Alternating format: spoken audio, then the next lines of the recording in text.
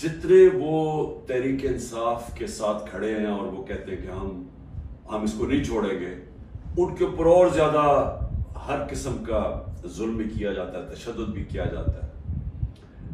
मैंने वीडियोस देखी हैं एजाज चौधरी की, डॉक्टर यास्मीन राशिद, शहरयार अफरीदी, उमर चीमा, मियां महमूद रशीद, ये जब निकलते हैं अदालत के लिए, जब इनको लेके जाते हैं, तो क्योंकि वो स्टेटमेंट देते हैं कि हम खड़े हैं पार्टी के साथ, उनके ऊपर कईयों पे तशद्दुद किया गया, एजाज चौधरी पे किया गया, मियां महमूद रशीद पे किया गया। अब ये टिकट होल्डर्स के पीछे पड़े हुए हैं कि किसी तरह उनको पीटीआई से दूर करें, और कई कर चुके हैं। जो लोग छुपे हुए हैं, जिनको फिर उनके घरों पे अटैक होता है और घर तोड़े जाते हैं। दरेशक्स पूरी फैमिली है पॉलिटिकल, उनके इन्होंने जो उनका फार्म हाउस है वो तोड़ दिया, और हमारे उमर यूब के घर में घुस गए। वो अभी आतिफ खान हमारे उसका इस्लामाबाद में घर है, वहां घुस गए, उधर ढूंढ रहे हैं। वो सारे जो छुपे हुए हैं नौकरों को ले जाते हैं उठा के, और फिर रिश्तेदारों के पास पहुंच जाते हैं, ख्वातीन का धमकी देते हैं कि हम आपकी औरतों को उठा लेंगे। यानी इस लेवल पे पहुंच चुके हैं कि कभी भी कोई तस्वर नहीं कर सकता था कि पाकिस्तान की सियासत में हम इतना गिर जाएंगे कि ये कहा जाएगा कि अच्छा, हम तुम्हारी औरतों को, तुम्हारी बच्चियों को, हम उनको नहीं छोड़ेंगे। ये उस एक लेवल तक पहुंच चुके हैं, और औरतों को पकड़ के उन्होंने जेलों में डाला। राना सनाउल्लाह की प्रेस कॉन्फ्रेंस आई कि जी कि हम खुद ही कुछ ड्रामा करने लगे हैं रेप का। ये डरे हुए हैं औरतों को निकालते हुए। इनको पता है कि कोई औरत किसी किस्म के इंतशार में मुलव्वस नहीं थी, किसी जलाने में जो हुआ आर्सन, जो घर जलाए गए हैं, जो 3-4, इनको पता है कोई औरत उसमें नहीं थी। बल्कि इनको पता है कि अक्सरियत स्वायद थोड़े से ज्यादा 100 होंगे, 150 लोग होंगे। इनको पता है बाकी कोई पुरअमन एहतजाज कर रहे थे। मुझे पता है कि जजेस को भी फोन कॉल्स आ रही हैं, नामालूम फोन कॉल कि हम ये कर देंगे, तुम्हारी ये फाइल है, हम तुम्हें ये कर देंगे, तुम्हारे बच्चों के पे पहुंच जाते हैं। अक्सरियत पुलिस बिल्कुल खुश नहीं है जो उनसे करवाया जा रहा है। जो पुलिस की अक्सरियत है वो समझते हैं कि बहुत बड़ा ये जुल्म किया जा रहा है, अंदर गुल्लू बट इन्होंने घुसाए हुए हैं, और पीछे से नामालूम अफराद का प्रेशर आता है। हमारे टिकट होल्डर्स पंजाब में देख लें, कितने लोग छोड़ के गए। यानी इस तरह का जुल्म जो कभी हुआ नहीं है, क्यों नहीं छोड़ के जा रहे हैं लोग? उसकी 2 वजह। एक, इस बारी टिकट्स मैंने खुद दिए हैं, ज्यादातर इंटरव्यू किए हैं। मैंने अपनी पूरी कोशिश की है कि नजरियाती लोगों को टिकट्स दिए जाए, और इस बारी ज्यादातर जो लोग हैं जिनको टिकट्स मिले हैं, पंजाब की मैं बात कर रहा हूँ, वो नजरिए पे खड़े हैं। लेकिन दूसरा एक और भी फैक्टर है। मैंने एक का मुझे मैसेज आया कि मेरे ऊपर बहुत प्रेशर है, उन्होंने मेरी बिजनेस बंद कर दी हैं, उन्होंने अब फैमिली के ऊपर आ गए हैं, पता है जी आपकी बेटी की ये उधर शादी हुई है, उसके ऊपर उसको भी तंग करने पे आ गए, तो जी मेरे पे बहुत प्रेशर है। तो मैंने कहा फिर छोड़ दो। मैंने कहा यानी तुम्हारी अगर बर्दाश्त से बाहर है तो छोड़ दो।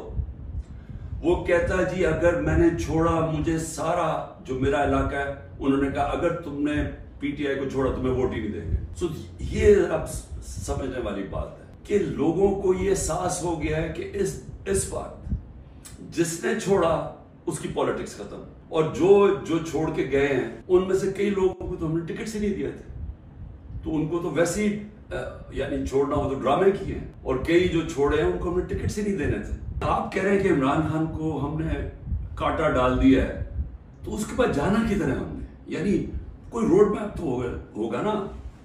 तो मैं रोड मैप अभी तक जो समझ रहा हूं वो ये है कि एक किंग्स पार्टी तैयार कर रहे हैं कि ये जो तहरीक इंसाफ के जो भी लोग निकलेंगे उनको उस पार्टी में डाल देंगे, और फिर ये सीटें बढ़ जाएंगी। क्या इस तरह की कोलिशन पाकिस्तान को इस मुश्किल वक्त से निकाल सकती है?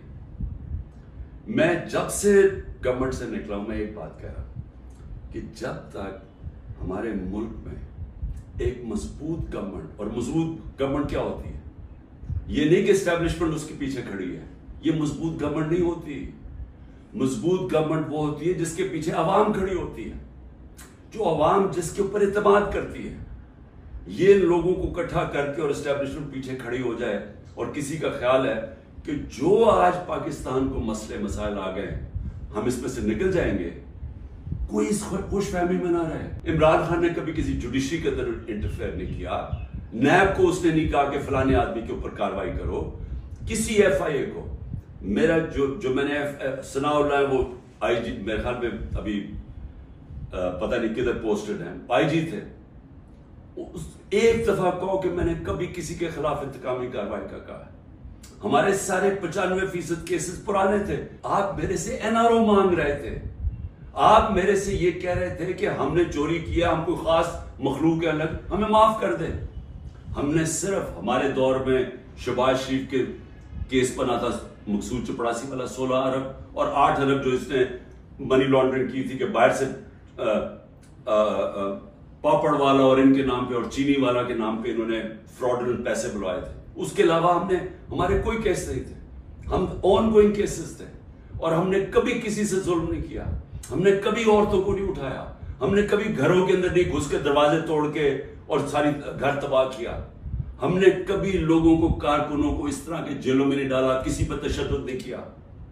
پوچھیں کسی سے، ایک آدمی بتایا کہ ہم نے تشدد کیا۔ مریم نے جا کے اٹیک کر دیا نیب آفس کو، پتھر مارے انہوں نے، بتائیں کتنے لوگوں کو اپنے اینٹی ٹیررزم کورٹ پہ پکڑا۔ یہ کیا کیا؟ کیا مریم کے اوپر کوئی کیس ہوئے؟ سارے اسٹیٹ کے ادارے لگے ہوئے ہیں اس پارٹی کو ختم کرنے کے لیے، لیکن پارٹی ایسے ختم نہیں ہوتی، کیونکہ پارٹی لوگوں کے دلوں میں چلی جاتی ہے۔ اگر کسی کو سب سے زیادہ خطرہ ہے وہ مجھے خطرہ، جان کو تو میری خطرہ ہے۔ انہوں نے یہ کیا، 2 میرے اوپر اٹیک، قتل کرنے کے واردات ہو چکی ہیں۔ مجھے پوری طرح پتا ہے کہ ایک دفعہ یہ اور کریں گے، کیونکہ ان کو ڈر یہ ہے کہ جیل میں بھی عمران خان بڑا مشکل رہے گا ان کے لیے، تو ایک اور حملہ ہوگا، میں تیار ہوں۔ انہوں نے میری جو کرنل عاصم میری سیکیورٹی کے ہیڈ تھے اس کو اغوا کر لیا، جو گاڑیاں تھی میری سیکیورٹی کی وہ گاڑیوں کو انہوں نے اندر امپاؤنڈ کر دیا، اور ان سے پوچھے عدالت تو کہتی جو ہمیں پتہ ہی نہیں۔ ہر روز وہ جی عمران خان غدار ہے، وہ کھڑے ہو کر لوگ کہتے ہیں، کیا میں ذلیل ہو جاؤں گا؟ لوگ 50 سال سے مجھے جانتے ہیں، کیا وہ مانیں گے کہ عمران خان غدار ہے؟ کیونکہ ذلت اللہ نے انسان کے ہاتھ پہ نہیں رکھی۔ آپ سب کو اس پہ اعتماد ہونا چاہیے، اپنے اعمال سے انسان اپنے آپ کو ذلیل کرتا ہے۔ اللہ کبھی اس آدمی کو ذلیل نہیں ہونے دیتا جس کو دوسرا آدمی بدنیتی سے دوسرے انسان ذلیل کرے۔ یہ دنیا کی تاریخ ہے، نہیں تو ہر طاقتور آدمی عزت دار ہوتا اور ہر بیچارہ کمزور ذلیل ہوتا۔ اور تیسری چیز رزق، مجھے یہ اعتماد ہے کہ میرا جو ہے جو بھی ہے وہ اللہ نے دینا، محنت میں کروں گا، محنت میں پوری کرتا ہوں، لیکن رزق اللہ دیتا ہے۔ تو یہ جو گھر توڑ رہے ہیں، لوگوں کے ڈرا رہے ہیں، دھمکا رہے ہیں، اس کا مقصد ہے کیا؟ کہ لوگوں کی رزق کے اوپر جا رہے ہیں نا، لیکن اللہ نے تو کہا وہ یہ میرے ہاتھ میں ہے۔ تو یہ جب آپ کو ان 3 چیزوں کے اوپر ایمان ہو جائے گا کہ قرآن میں واضح لکھا ہوا ہے، یہ آپ کو آزاد کر دیں گے خوف سے۔ یہ جو خوف کے ذریعے غلام بنایا جاتا ہے، اللہ نے یہ 3 چیز اپنے ہاتھ میں اس لیے رکھی ہیں کہ انسان کی غلامی نہ کرے۔ مشکل وقت ہے، آزادی کے لیے قربانیاں دینی پڑتی ہیں، ہم سب، میں تیار ہوں قربانی کے لیے، میں اپنی سب سے بڑی تو جان کی قربانی ہے نا، میں اس کے لیے تیار ہوں، لیکن میں کبھی کسی صورت ان کی غلامی قبول نہیں کروں گا۔ اور میں چاہتا ہوں میری قوم، آپ بھی تیار ہو جائے۔ 20-15 ہزار لوگوں کو جیل میں ڈالا ہے نا، ہم 23 کروڑ لوگ ہیں، کیا 15 ہزار کو سامنے رکھتے ہوئے 23 کروڑ لوگوں کو غلام بناتے ہیں انہوں نے؟ تو آپ نے کسی صورت یاد رکھیں، یہ اب 2 رائے ہیں۔ ہم نے اگر اپنے اس وقت اس خوف کے سامنے جھک گئے، جو یہ کوشش کر رہے ہیں، یاد رکھیں آپ کی آنے والی نسلیں آپ کو معاف نہیں کریں گی۔